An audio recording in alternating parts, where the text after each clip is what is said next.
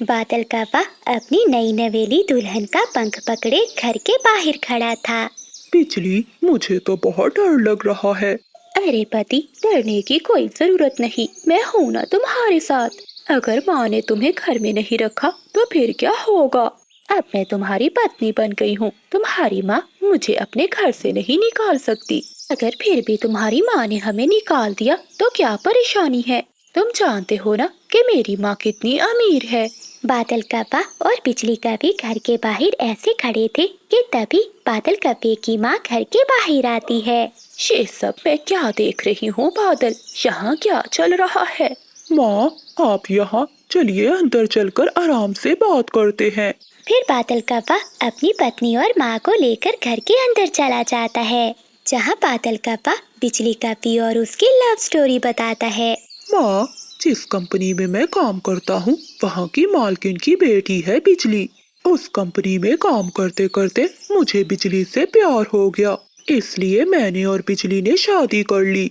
अरे कलमोहे, तुझे जरा भी शर्म नहीं आई? तुझे शादी की इतनी जल्दी थी कि तूने घर में बताना ठीक नहीं समझा। तुझे तो पता था कि मैं तेरी शादी अपनी बहन की बेटी से करने वाली थी। अब तो ब्याह कर ले आया है इस काली कलोटी कवि को। अरे सासू माँ जी, दूसरे जंगल की सबसे सुंदर कवि हूँ मैं। वैसे भी मैं भाग कर नहीं आई, शादी की है मैंने बादल से। और आपके घर में बहुत गर्मी है, क्या एसी नहीं है? माँ, मैं बिजली को उसका कमरा दिखा कर आता हूँ। ऐसा कहते हुए बादल काका बिजली कपी को अपने कमरे में ले जाता है, जिसके बाद बूढ़ी कपी की दूसरी बड़ी बहू आती है। अरे माँ जी, जो मैंने अपने कानों से सुना है, क्या वो सच है? देवर जी ने तो हद ही कर दी। जरा देखिए तो, जरा भी सुंदर नहीं है आपकी छोटी बहू। बेटी, सुंदर तो वो नहीं है, लेकिन इतने बड़े घर से होकर हमारे बेटे से शादी की है। सोचो कितने सच्चे मन की होगी जो इस गरीब परिवार में चली आई। अरे माँ जी, आप ये कैसी बातें कर रही हैं? आपने तो अपनी बहन को जुबान दी थी। ये सब देखना मेरा काम है। तुम जाओ, जाकर रसोई में कुछ अच्छा सा भोजन बनाओ। घर में नई नवेली दुल्हन आई है। बूढ़ी सावित्री ऐसा कहते हुए वहाँ से चली जाती है और सावित्री की बड़ी बहू रसोई में भोजन बनाने चली जाती है। अरे वो समझती क्या है, काली कलोटी, जरा भी सुंदर नहीं और आई मेरा मुकाबला करने। इसे तो यहाँ से भगाना ही होगा। ऐसा सोचते हुए बिजली कपी की जेठानी खाना बनाकर उसके पास जाती है। ये लीजिए भोजन, खा लीजिए। वो ऐसा कहती है कि तभी बिजली कपी का फोन बजता है। अरे कितनी देर से मैं इंतजार कर रही हूँ, कहाँ मर गए हो? क्या दरवाजे पर खड़े हो? रुको, मैं अभी आती हूँ। ऐसा कहते हुए बिजली कपी फोन काट देती है। बड़ी जेठानी जी, ये क्या सूखी रोटी? भला मैं सूखी रोटी कहाँ खाऊंगी? शायद आपको पता नहीं है, मैं गरीबों वाला खाना नहीं खाती। मैंने बड़े होटल से खाना मंगवाया है। ऐसा कहते हुए बिजली कपी घर के बाहर जाती है और अपना ऑर्डर लेकर अंदर आती है। ये देखकर बड़ी जेठानी को अजीब लगता है। कोई बात नहीं दीदी, हम ये खाना खुद खा लेंगे। ऐसे ही कई दिन गुजर जाते हैं। एक दिन सावित्री कपी की दोनों बहू भोजन खा रही थी कि उन दोनों को उल्टियाँ आ जाती है। अरे क्या हुआ बिजली, तुम ठीक तो हो ना? हाँ बादल, तुम्हारी पत्नी ठीक है। लगता है घर में दो दो खुशखबरियाँ आने वाली है। अब हमारे घर में भी दो दो बच्चे आएंगे। ये सुनकर बादल काका बहुत खुश होता है, लेकिन बिजली कपी सारा दिन अपने घर से बाहर रहती है, अपनी सहेलियों के साथ पार्टी करती है और रात होते घर लौट आती है। बिजली, तुम्हें पता है ना कि तुम गर्भवती हो। ऐसी हालत में सारा दिन तुम बाहर पार्टियां करती हो। अगर तुम ऐसा ही करती रहोगी तो हमारे बच्चे पर बुरा असर होगा। अरे तुम्हारी हिम्मत कैसे हुई मुझसे ऐसे बात करने की? तो कोड़ी के कौवे, मैं जो भी करूं तुम्हें इससे क्या? बिजली की आवाज़ें उसकी सास भी सुन लेती है। वो अंदर आती है। अरे बहू, ये क्या तरीका है अपने पति से बात करने का? और मेरा बेटा ठीक ही तो कह रहा है, अगर ऐसे सारा दिन बाहर रहोगी तो तुम्हारे होने वाले बच्चे पर बुरा असर पड़ सकता है। अरे ओ बुढ़िया, तू आई बड़ी मुझ पर हुक्म चलाने वाली। मेरा जो भी मन करेगा मैं वही करूँगी। अगर किसी में दम है तो मुझे रोक कर दिखाए। बिजली कभी सबको ऐसे ही बेइज्जत करती। वो हर रोज बाहर जाती। वो सारा दिन अपनी सहेलियों के साथ बाहर पार्टी करती थी, जहाँ वो ड्रिंक्स पीती थी और बर्गर, पिज्जा और फ्राइज खाती थी। इन सभी के बीच में उसे अपने बच्चे से भी प्यार होता है, लेकिन वो अपने दोस्तों के साथ पार्टी करना भी नहीं छोड़ती। एक दिन उसकी बड़ी जेठानी उसे समझाने की कोशिश करती है। दीदी, आपका ऐसे बाहर रहना ठीक नहीं है। आपको पता है इससे आपके बच्चे पर बुरा असर पड़ेगा। क्या छोड़ दूं? मैं तुम सबको छोड़ सकती हूँ, लेकिन बाहर घूमना नहीं छोड़ सकती। बिजली कभी अपनी जेठानी की बात को नजरअंदाज करके वहाँ से चली जाती है। ऐसे ही कुछ दिन बीत जाते हैं। एक दिन उनके अंडे भी आ जाते हैं, लेकिन बड़ी जेठानी अपने अंडे का बहुत ध्यान रखती है। वो सारा दिन अपने अंडे पर बैठी रहती, लेकिन बिजली कभी तो अपनी सहेलियों के साथ पार्टी करने में लगी रहती। ऐसे ही कुछ दिन बीत जाते हैं। एक दिन उसकी बड़ी जेठानी के अंडे से एक बहुत प्यारा बेटा कौवा बाहर आता है, जिसे देखकर उसकी सास बहुत खुश होती है। लेकिन बिजली कभी के अंडे से कोई भी बच्चा बाहर नहीं आता। माँ जी, आप चिंता नहीं करें, 1 या 2 दिन में अंडा फूट जाएगा। फिर देखना मेरा भी बेटा कौवा बाहर आएगा। ऐसे ही 5 दिन बीत जाते हैं, लेकिन अंडा नहीं टूटता। वो अंडा कैसे टूटता, वो तो खराब हो चुका था। फिर बादल कौवा, बिजली कभी और उसकी सास अंडे को लेकर बुलबुल डॉक्टर के पास जाती हैं। जब बुलबुल अंडे का चेकअप करती है, वो तो खाली था। देखिए माँ जी, आपकी बहू का अंडा खराब हो चुका है। जब बिजली कभी ये सुनती है तो उसे बहुत दुख होता है और उसे अपने किए पर पछतावा होता है। माँ जी, मुझे माफ कर दीजिए। मैंने अपने अंडे का ध्यान नहीं रखा, इसलिए तो आज मेरी गोद सूनी है। मैं तुम सबको बताना चाहता था, लेकिन कैसे बताता? एक कमरे में हम सब कैसे रहेंगे? भैया, अगर भाभी आपसे सच्चा प्यार करती हैं, तो वो इस घर में आने से मना नहीं करेंगी। हाँ भैया, जो भी है आप उन्हें सच बता दीजिएगा। और अगर सच जानकर उसने मुझे छोड़ दिया तो मैं उसे बहुत प्यार करता हूँ। एक काम करो भैया, आप जाकर उन्हें मिलकर सब बता दो। सच जानने के बाद वो जो भी कहे, आप उसकी बात मान लीजिएगा। तुम पांचों बहुत अच्छी हो। मैं चाहता हूँ और बिजली कभी से बात करता हूँ। बादल कौवा ऐसा कहते हुए घर से निकल जाता है। बादल कौवा बहुत गरीब था। उसके पास एक ही कमरा था, जहाँ वो सौतेली 5 चिड़िया बहनों के साथ रहता था। वो अपनी बहनों से बहुत प्यार करता था। वहीं बादल कौवा एक अमीर कवि को पसंद करता था। वो कवि से बहुत प्यार करता था, जिसके चलते वो बिजली कवि को अपना सच बताने जाता है। मैं नहीं जानता बिजली कि मेरा सच जानने के बाद तुम क्या करोगी। मैं बहुत गरीब हूँ और मेरे पास एक ही कमरा है। ये सुनने के बाद बिजली कवि सोच में पड़ जाती है। बादल, मैं तुमसे बहुत प्यार करती हूँ। अगर मुझे तुम्हारे साथ एक कमरे में रहना पड़े तो मैं रह लूंगी। ये सुनकर बादल कौवा बहुत खुश होता है, जिसके बाद बादल कौवा बिजली कवि से शादी करके उसे अपने साथ अपने घर पे ले आता है। जैसे ही बिजली कवि घर के दरवाजे पर आती है, तो घर के बाहर बादल कौवे की 5 बहनें अपनी नई भाभी का स्वागत करने के लिए खड़ी होती हैं। 1 2 3 4 5। ए ऊपर वाले, ये मैं क्या देख रही हूँ? इस छोटी सी झोंपड़ी के एक कमरे में अब तुम 5 बहनों और एक भाई के साथ मुझे भी रहना पड़ेगा। भाभी, आप अंदर आ जाओ, इसे अपना घर ही समझो। ये क्या बादल, तुम्हारी 5 बहनें भी हैं? तुमने तो मुझे कभी नहीं बताया। हाँ, ये तो मैं बताना ही भूल गया। माफ करना बिजली, मेरी 5 बहनें हैं। ये मेरे साथ ही रहती हैं। हम इस कमरे में एक साथ भला कैसे रह सकते हैं? तुम खुद ही सोचो बादल, मैं यहाँ नहीं रह सकती। फिर बादल कौवा बिजली कवि को खूब समझाता है, जिसके बाद बिजली कवि मान जाती है और वो घर के अंदर चली जाती है। बादल कवि की बहनें घोंसले के दरमियान में एक पर्दा लटका देती हैं। अरे, ये पर्दा क्यों लगाया है तुमने यहाँ? भाभी, पर्दे के उस साइड पे भैया और आप सो जाना और इस साइड पे हम 5 बहनें सो जाएंगी। बिजली कपी को बहुत गुस्सा आता है और वो चुपचाप घोंसले में जाकर सो जाती है। मेरी तो किस्मत ही फूट गई। मुझे क्या मालूम था कि इसकी 5-5 बहनें भी हैं, वरना मैं कभी भी इससे शादी न करती। हाय हाय, मेरी माँ ने कितना कहा था कि अमीर कौवे से शादी कर लो, मगर मैं ही ना मानी। बादल कौवा तो चुपचाप घोंसले में सो जाता है, लेकिन बिजली कपी को पूरी रात नींद नहीं आती। अगली सुबह बिजली कपी तैयार हो जाती है। क्या हुआ भाभी, आप चुपचाप नजर आ रही हैं, क्या कोई बात है?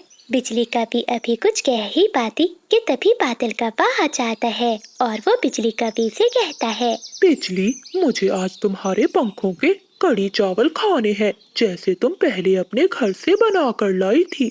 हाँ हाँ, बिल्कुल बना दूंगी। गैस चूल्हा कहाँ है? भाभी, हमारे घर में गैस चूल्हा तो नहीं है, ये मिट्टी का चूल्हा है। हम सब इसी पर ही भोजन बनाते हैं, आप भी इसी पर बना लो। ये देखकर बिजली कपी हैरान हो जाती है। उसे तो बहुत गुस्सा आ रहा था। वो मिट्टी के चूल्हे पर खाना बनाने की कोशिश करती है, मगर वो कहाँ मिट्टी के चूल्हे पर खाना बना सकती थी। बादल कौवे की बहनें बिजली कपी की मदद करती हैं। खाना बनाकर बिजली कपी बादल कौवे को देती है। वो भोजन खाता है और काम पर निकल जाता है। चलो अच्छा हुआ, ये अपने काम पर तो गए, लेकिन अब इन 5 की बारी है। इन 5 चिड़ियाओं को झेलना तो बहुत मुश्किल है। अब मैं इन्हें ऐसा सबक सिखाऊंगी कि ये खुद ही घर छोड़कर भाग जाएंगी। बिजली कपी ऐसा ठान लेती है, जिसके बाद वो डंडा उठाती है और अपनी 5 नंदों पर जुल्म करने लगती है। जब बादल कौवा घर से बाहर होता तो वो अपनी 5 नंदों से काम करवाती, खाना भी बनवाती और सफाई करवाती। जब बादल कौवा घर आता तो उसके सामने वो रसोई में भोजन बनाती। वो खुद को ऐसे दिखाती जैसे वो खुद सारे काम करती हो। एक दिन मानू चिड़िया अपने घोंसले पे बैठी पढ़ाई कर रही थी। तभी बिजली कपी ऊंचा म्यूजिक लगाकर नाचने लगती है। भाभी, आवाज कम कर दीजिए, मैं पढ़ाई कर रही हूँ। मेरे सामने जुबान चलाती है छोटी चिड़िया, रुक, तुझे अभी बताती हूँ। ऐसा कहते हुए बिजली कपी डंडा उठाती है और मानू चिड़िया को मारने लगती है। ये देखकर वो 5 बहनें डर जाती हैं और डर के मारे वो अपने भाई बादल कौवे को कुछ भी नहीं बताती। एक दिन बादल कौवे को काम से जल्दी छुट्टी मिल जाती है। आज तो जल्दी छुट्टी मिल गई, आज अपने परिवार के साथ समय बिताऊंगा। ऐसा सोचते हुए बादल कौवा घर आ जाता है। घर आते ही वो देखता है कि उसकी सारी बहनें काम कर रही हैं, जबकि बिजली कपी उसकी छोटी बहन को डंडे के साथ मार रही है, जिसके कारण छोटी चिड़िया घायल हो जाती है। बादल कौवा आता है और बिजली कपी को एक जोरदार पंख मारता है और चिल्लाकर कहता है, तुम पागल हो गई हो क्या? क्या कर रही हो मेरी बहन के साथ? क्या तुम उसे जान से मारोगी? बिजली कपी डर जाती है। तभी मानो चिड़िया और उसकी चारों बहनें मिलकर बादल कपी को सारी बात बताती हैं। ये सुनने के बाद बादल कपी को बहुत गुस्सा आता है। मुझे पहले ही समझ जाना चाहिए था कि एक अमीर घर की कपी कैसे इतनी समझदार हो सकती है। तुम तो आज मेरी बहनों को मार ही डालती। तुम्हें तो मेरी बहनों का धन्यवाद करना चाहिए था। अगर मेरी बहनें शादी के लिए ना मानती तो मैं कभी तुमसे शादी ना करता। ये सब सुनने के बाद बिजली कपी को अपनी गलती का एहसास होता है और वो अपने पति और 5 नंदों से माफी मांगती है। मैं तो बस इस घर में अपने पति के साथ ही रहना चाहती थी, इसलिए मैंने इन पर अत्याचार किया। मुझे माफ कर दो बादल, मैं तुमसे बहुत प्यार करती हूँ, मैं कभी ऐसा नहीं करूँगी। बादल भैया, भाभी को माफ कर दीजिए, इसमें उनकी भी कोई गलती नहीं, वो कभी ऐसे छोटे घर में नहीं रही। अब देखना भैया, भाभी हमारे साथ खुशी खुशी रहने लगेंगी। फिर बादल कौवा बिजली कपी को माफ कर देता है। अरे अरे बिजली, सारा दिन गुजर गया मगर जाल में एक भी मछली नहीं फंसी। हाँ बादल जी, लगता है आज तो किस्मत ही खराब है। वो दोनों बातें कर ही रहे थे कि तभी जाल हिलने लगता है। लगता है बादल कुछ फंस गया है। बादल कौवा जाल नदी से निकालता है। जाल में एक नन्ही मछली फंसी हुई थी। बिजली, आज तो किस्मत जाग उठी। चाहे शिकार छोटा हो, मगर हम किसी को नहीं छोड़ते। नन्ही मछली रोने लगती है, उसकी आंखों से आंसू टपकने लगते हैं। ऐसे लगता था जैसे वो जिंदगी की भीख मांग रही हो। उसी समय मानो चिड़िया भोजन लेकर अपने घर की ओर जा रही थी। जब वो ये देखती है तो वह आती है। कपो, तुम इतने लालची तो थे, मगर अब इतने बेरहम कैसे बन गए हो? बेचारी नन्ही सी छोटी जान है, इसे छोड़ दो। भला इसे पकड़कर तुम्हें क्या मिल जाएगा? अच्छा चिड़िया, क्या तुम्हें नहीं मालूम, महारानी चील को मछलियाँ बहुत पसंद हैं। देखना, वो हमें इसके बदले में ढेर सारा भोजन देगी। मानो चिड़िया के दिल में रहम आ जाता है। वो अपना भोजन उन कपों को दे देती है। ये लो, ये भोजन तुम ले लो, लेकिन इस नन्ही मछली को आजाद कर दो। अच्छा, अगर हम इसे तुम्हें दे दें तो यही थोड़ा सा भोजन मिलेगा, और अगर चील महारानी को देंगे तो बहुत सारा भोजन मिलेगा।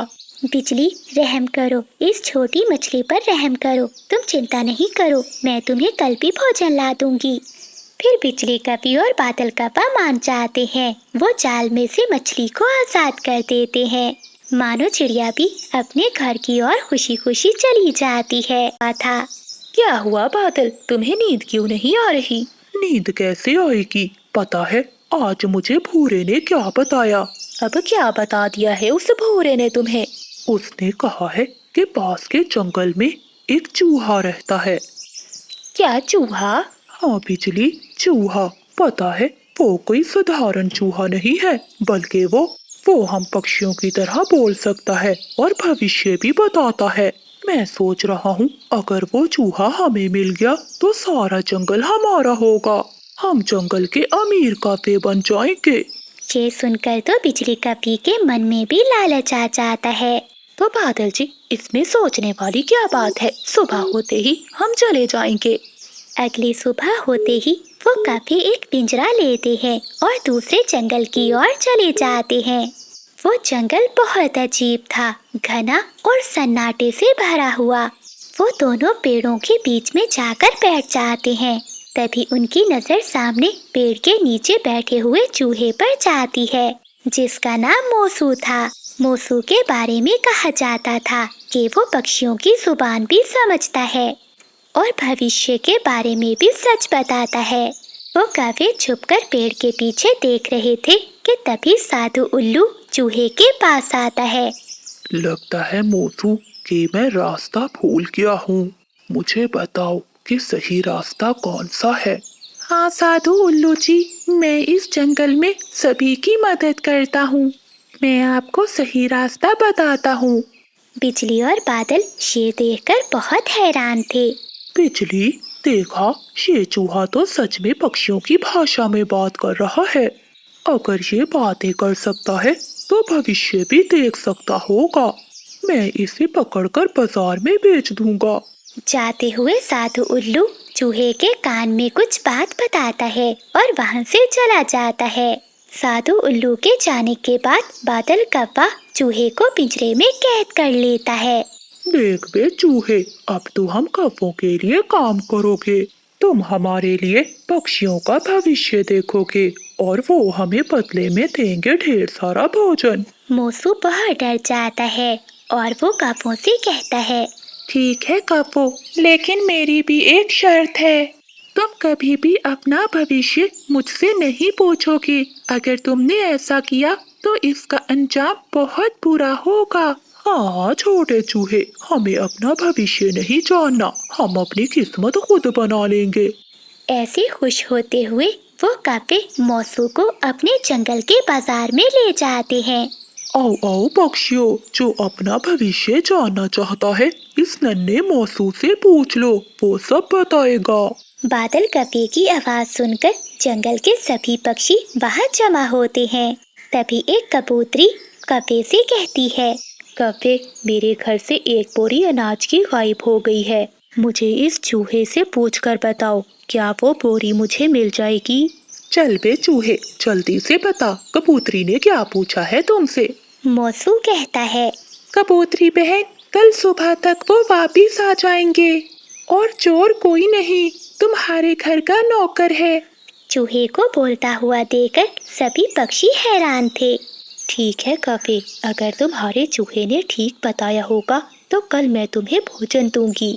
अगली सुबह हो जाती है। कबूतरी भोजन के साथ वहां आती है। कव्वो, आपके चूहे ने तो बिल्कुल सच बताया है।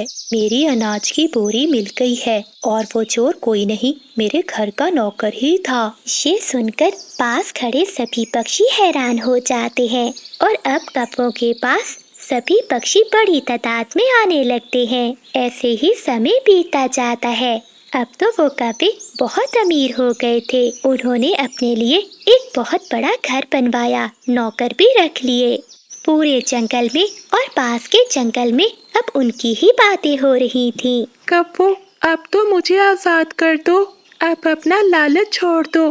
तुम्हारे पास अब बहुत कुछ आ गया है, मुझे यहाँ से आजाद कर दो। मगर वो कौवे तो बहुत लालची थे, उनका कहाँ मन भरने वाला था। एक रात कौवे सोए हुए थे कि नौकर उनके पास आता है। मालिक उठिए, आपकी तिजोरी खाली है। सारा माल जो आपने तिजोरी में जमा किया था वो गायब है। वो कौवे तो उठ जाते हैं और मौसू के पास दौड़े। हाय हाय बादल जी, ये सब कैसे हो गया? बिजली, मुझे क्या मालूम, चलो मौसू के पास चलते हैं। वो पति पत्नी मौसू के पास आते हैं। अरे वो चूहे, तुमने मुझे पहले क्यों नहीं बताया? तुम्हें मुझे पहले बताना चाहिए था कि मेरे घर में चोरी होने वाली है। लेकिन कौवे, मैंने तुम्हें पहले ही कहा था कि तुम अपना भविष्य मुझसे कभी मत पूछना, इसलिए मैंने तुम्हें नहीं बताया। बस बहुत हो गया, अब मेरी मदद करो, मैं तुम्हें आजाद कर दूंगा। मुझे बताओ, मेरा भविष्य क्या है? क्या मेरा माल वापस आएगा या नहीं? मौसू ने आंखों में उदासी लिए कहा, पता है कव्वो, जब वो साधु उल्लू मेरे पास आया था, उसने मुझे कान में कुछ कहा था। हाँ हाँ बादल जी, मुझे अच्छे से याद है। साधु उल्लू ने कुछ तो कहा था चूहे के कान में। उसने मुझसे कहा था कि मेरे जाने के बाद तुम कैद हो जाओगे। लेकिन मैंने उसे रास्ता बताया था तो उसने मुझे एक जादू दिया था। अगर वो कभी कभी तुमसे अपना भविष्य जानेंगे तो उनका अंजाम बहुत बुरा होगा। क्या मतलब चूहे, ज्यादा बातें मत बनाओ, बताओ। कव्वो, मैंने तुम्हें बचाने के लिए बहुत कोशिश की, मगर तुमने अपनी लालच को चुन लिया। साधु उल्लू के वरदान के मुताबिक अगर तुम अपना भविष्य जानोगे तो मैं आजाद हो जाऊंगा और तुम कौवे पत्थर की मूरत बन जाओगे। चूहे के ऐसा कहते ही चूहा पिंजरे से आजाद हो जाता है और वो कौवे देखते ही देखते पत्थर की मूर्तियों में बदल जाते हैं। ऐसे उन कौवों को अपनी लालच का अंजाम मिलता है। बिजली कौवी और बादल कौवा नदी के किनारे एक बड़े पेड़ के नीचे लेटे हुए आपस में बातें कर रहे थे। बिजली, कितनी ठंडी ठंडी हवा चल रही है। हाँ बादल जी, अब मौसम बहुत अच्छा हो गया है। तभी उड़ता हुआ कबूतर उन दोनों के पास आता है। अरे कौवो, तुम दोनों यहाँ आराम से लेटे बातें कर रहे हो, क्या तुम्हें कुछ खबर भी है? क्या बात है गंदी आंखों वाले, क्या तुम्हें तमीज नहीं है आने की? ऐसे ही आकर हमारे सरों पर बैठ जाते हो। काली कभी कभी खुद भी अच्छा बोल लिया करो, आई बड़ी मुझे तमीज सिखाने वाली। इतना कहकर कबूतर वहाँ से चला जाता है। कबूतर, बात तो बताते जाओ, तुम भी बात मत करो मुझसे, गंदे कौवे। गुस्से में कबूतर वहाँ से चला जाता है। थोड़ी देर बाद बिजली कौवी मानो चिड़िया के घर जाती है। वो चिड़िया के दरवाजे पर दस्तक देती है, मगर घर में तो कोई भी नहीं था। लगता है चिड़िया गहरी नींद सोई हुई है। लेकिन बिजली कौवी चिड़िया के दरवाजे पर दस्तक देती रहती है। तभी पीछे से मानो चिड़िया भी भोजन लेकर आ जाती है। क्या हुआ बिजली बहन, बस कर दो, क्या दरवाजा तोड़ोगी तुम? चिड़िया, तुम बाहर थी? हाँ बिजली, बताओ क्या काम था? वो मुझे थोड़ा सा भोजन चाहिए था, क्या मिल जाएगा?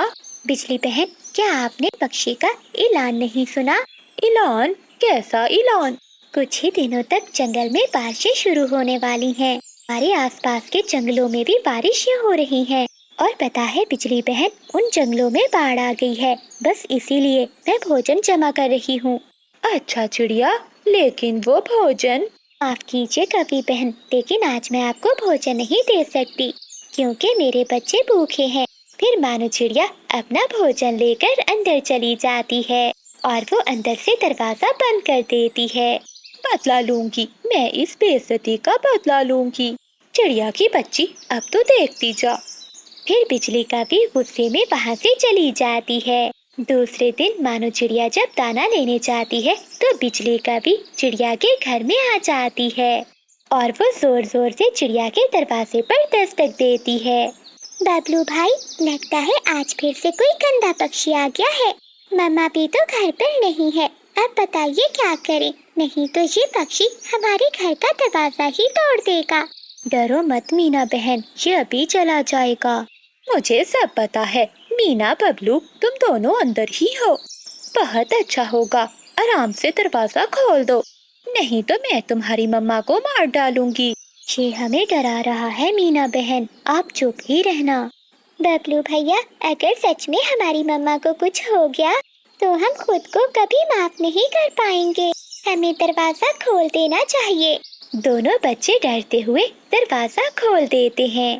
ये हुई ना अच्छे बच्चों वाली बात। अब चुपचाप एक साइड पे खड़े रहो। बिजली का भी मानो चिड़िया का सारा जमा किया हुआ भोजन उठा लेती है और वहाँ से चली जाती है। बिजली, इतना ढेर सारा भोजन ये तुम कहाँ से लाई हो? मेरी बेइज्जती की थी उस छोटी चिड़िया ने, सारा दाना मैं उसी के घर से लाई हूँ। देखना, अब जब वो छोटी चिड़िया घर आएगी तो रोएगी, उसे ये भोजन नहीं मिलने वाला। बिजली, तुमने तो मेरी सारी चिंताएं खत्म कर दी। अब जंगल में बारिश आई या तूफान, हमें कोई चिंता नहीं होगी। चिड़िया बहन, मैंने तो काफी भोजन जमा कर लिया है। मेरे तो बारिशों के दिन अब आराम से गुजर जाएंगे। हाँ तोते भैया, मैंने भी ढेर सारा भोजन जमा कर लिया है। बहुत मेहनत की है मैंने, अब तो मेरे पंख भी दर्द करने लगे हैं। हवाएं बहुत तेज हो रही हैं। दोस्तों, अब हम सबको अपने अपने घर जाना चाहिए। फिर वो सभी दोस्त अपना अपना दाना लेकर अपने अपने घरों को चले जाते हैं। मानो चिड़िया जब अपने घर पहुंचती है तो उसके दोनों बच्चे घर के बाहर बैठे रो रहे थे।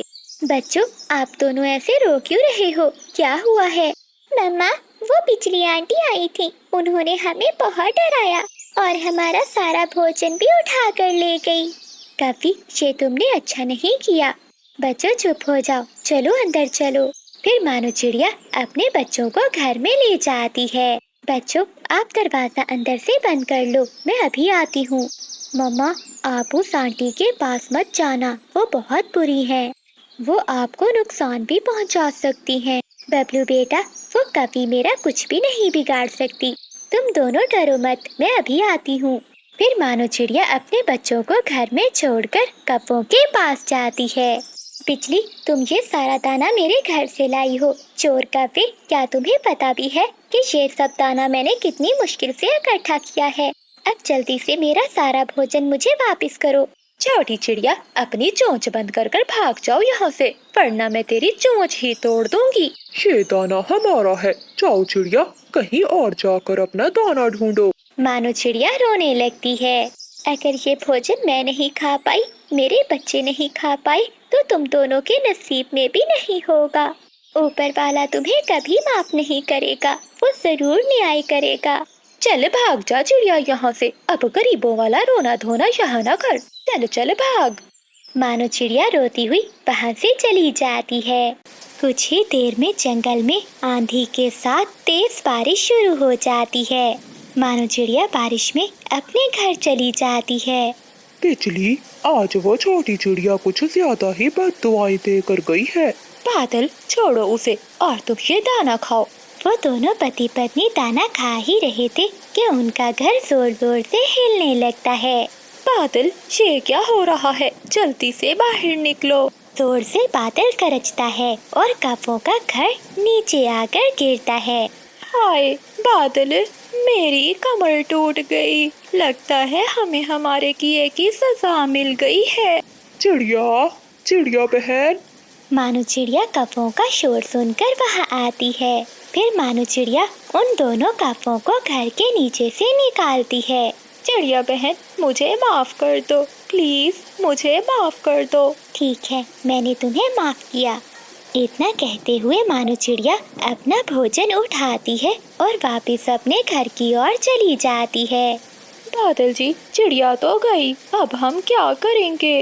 बिजली, मेरे तो सर पर चोट लग गई है, मुझे तो कुछ भी समझ नहीं आ रहा। वो दोनों कभी बारिश में बैठे रो रहे थे। बारिश थी कि और भी तेज होती जा रही थी।